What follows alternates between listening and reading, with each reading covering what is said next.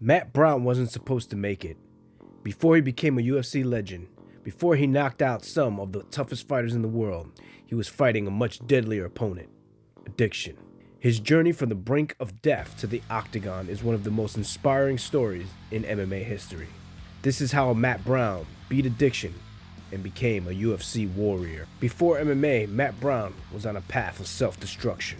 Growing up in small-town Ohio, he fell into the wrong crowd and quickly got hooked on drinking, opioids, cocaine, and meth. What started as partying turned into a full-blown addiction that took over his life. Brown later admitted that during his worst years, he didn't go a single day without being high. He would wake up and immediately start drinking, then move on to painkillers and harder drugs. Meth kept him awake, heroin brought him down, and alcohol was there to numb everything in between. He wasn't just using drugs, he was selling them, stealing to support his habit, and constantly putting himself in dangerous situations. He got into fights, wrecked cars, and even lost friends to overdoses. Then came the moment that almost ended everything. One night, Brown took a massive dose of heroin, too much. He collapsed, stopped breathing, and was clinically dead before paramedics revived him with Narcan. This near-death experience earned him the nickname, the Immortal. But at the time, Brown wasn't thinking about survival. He was too deep in addiction. Then by chance, MMA found him. A friend invited him to a jiu-jitsu class, and Brown, hungover and out of shape, decided to go. He had no idea this random decision would change his life forever. As soon as he stepped on the mats, he was hooked. Fighting gave him something that drugs never could: discipline, purpose, and control. He realized that for the first time in years, he was doing something that made him feel alive without substances. But quitting wasn't easy. The withdrawals, the cravings, the voices in his head telling him to go back, it was a battle every day. In an Instagram post that inspired this video, Brown shared his process in digging himself out of the hole he created. Quote, "First thing is, I changed my identity. I identified as a warrior. I woke up in the morning and asked myself, what would a warrior do today? And I did that." End quote. Brown revealed that he brainwashed himself with positivity. He wrote positive quotes in his room, his bathroom, his kitchen, everywhere. He got the Immortal tattoo on his stomach as a reminder that he was willing to die for this, but he couldn't be killed. He committed fully. He burned all boats. He removed all alternative routes in his life. He decided that he would succeed or he would die trying.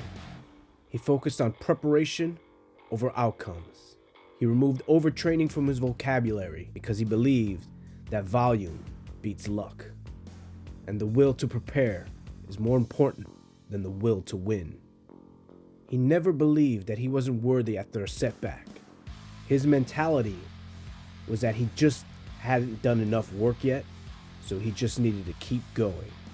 The point he made to himself is that there's a huge gap between what you think you need to do versus what you actually need to do. He replaced his drug addiction with the new addiction of seeing how far he could push himself. Brown fought in small promotions, earning a reputation as a savage brawler. His toughness and aggressive style earned him a spot on The Ultimate Fighter Season 7. He didn't win, but he impressed Dana White and the UFC enough to earn a contract. From there, the Immortal was born. Brown's UFC career was a war zone. He became known for his violent, never back down style, finishing fights with elbows, body shots, and pure grit. He went on a 7-fight win streak, defeating legends like Stephen Wonderboy Thompson, Eric Silva, and Diego Sanchez. But his biggest fight wasn't inside the octagon. It was staying clean. Even after fame and success, the temptation was still there. Brown openly admitted that his addictive personality never disappeared. He had to fight every single day to stay sober. He has spoken about moments of weakness, times when he thought about drinking again or using painkillers after a tough fight. But every time he reminded himself, pain is temporary, regret lasts forever. Today, Matt Brown is a legend in the sport.